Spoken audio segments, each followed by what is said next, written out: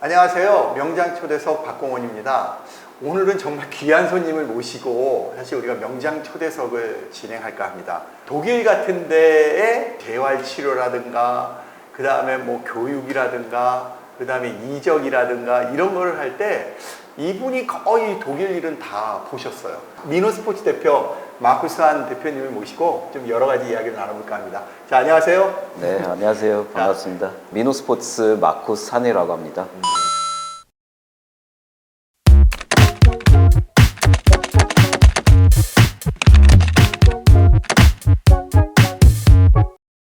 아버님이 되게 유명하셨다고 그러던데 전 제독 한인 축구협회장 1세대 광부로서 터를 잡으셨다고 하시는데 그거 어떤 내용인가요?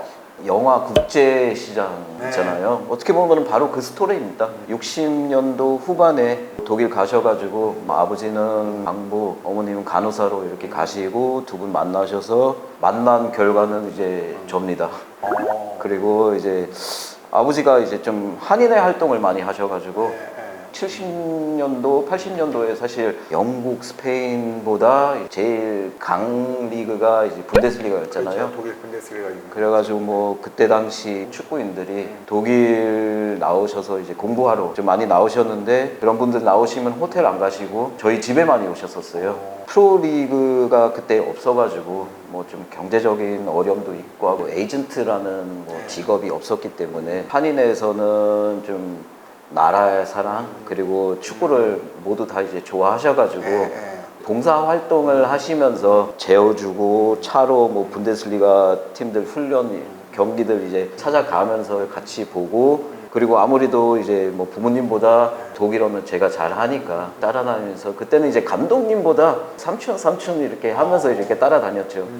그리고 이제 통역하고 하고 뭐 그렇게 해서 이제 저도 축구를 좋아하게 된 거죠. 이혜택, 김호, 뭐 허정무, 차범근 감독님도 거의 다 뭐 저희 집에 이제 계셨던 거예요. 예전에 차범근 감독님이 그 독일 분데스리가에 갔을 때 집에서 주무셨다면서요, 차범근 감독님? 예, 처음 독일 오셔서 한 일주일 넘게 제 침대에서 주무셨죠. 그래서 맨날 그런 에피소드도 있던데 맨날 그런 분들이 한국에서 오시면 자기 방을 뺏겼다고. 예, 그쵸. 그렇죠. 저는 항상 그때 이제 부모님하고 같이 자야 되고 좀 별로 좋아하진 않았습니다. 우리가 이제 그런 이야기 많이 해요.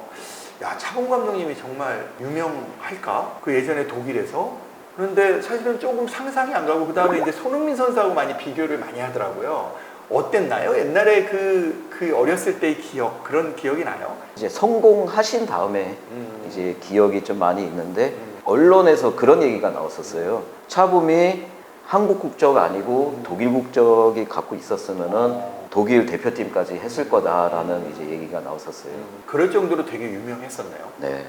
사실 저는 마크스 한 대표님을 제일 기억나는 게 재활치료. 그때도 뭐 이동국 선수가 가서 재활치료도 받고 막 그랬었잖아요. 근데 그때는 왜 한국 선수들이 자꾸 독일에 가서 그런 재활치료를 받았나요? 그때 당시에 한국 선수들이 한국의 스포츠 의학에 좀 믿음이 많이 없었던 것 같아요. 그래가지고 최고의 축구 나라 독일의 주치들 찾아가면서 이제 좀 큰 부상들, 무릎, 발목 뭐 그렇게 해서 이제 좀 많이 왔었는데 김남일, 이동국, 뭐 서정문, 고정훈 뭐 아무튼 옛날 이제 최고 스타들이 이렇게 많이 왔었는데 저희 부모님께서 집도 크고 하고 하니까 방 한두 개 내주자 그렇게 치료받으러 오면은 집에 데리고 있었습니다. 좀 재밌는 스토리들이 좀 여러 종목 같이 집에 있었을 때 뭐 예를 들어서 뭐 야구, 축구 뭐 그렇게 있으면은 대화들이 집에서 좀 이제 색다르고 하고 하니까 축구 선수들은 뭐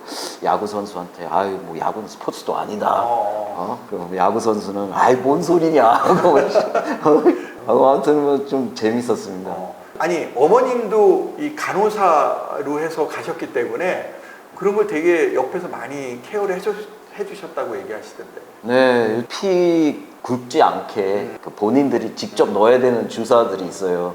근데 그런 경험이 없다 보니까 뭐 다 뭐 집에서 어머님이 놔주시고 하고 뭐 하니까 이제 도움은 좀 많이 됐었죠. 그런데 제가 듣기로는 메스를 대면 되게 선수한테 안 좋다고 그러더라고요. 그런데 그 독일 같은 경우에는 수술을 먼저 하기 이전에 그 어떤 재활로서 이렇게 치료를 하는 거를 많이 들었거든요.